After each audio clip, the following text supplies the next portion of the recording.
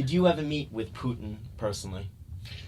Not as director of CIA, no. I met the intelligence people, of course. I think the only time I met Putin was in when Mayor Sobchak was the mayor of Leningrad, and I think Putin was his cape holder. And I think that I met him as the cape holder, standing in a room. And I was. And what year would that be about? Gosh, in early '90s.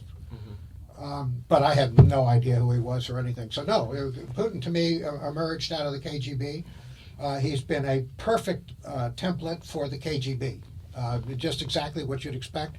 He treats power with a great deal of respect, and he gets it any way he can.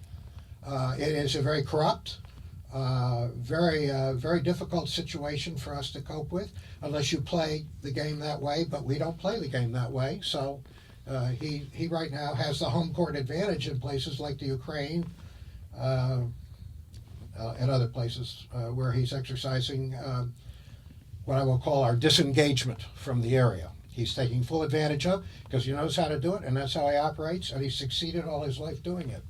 Putin recently stated, "You don't mess with us because we got nuclear weapons." If you were advising the President of the United States, what would you tell the President the best way to counter some of Putin's activities around the world, harmful activities? Well, Putin's got a kleptocracy around him that needs to be busted up, and the way you do that is create suspicion within.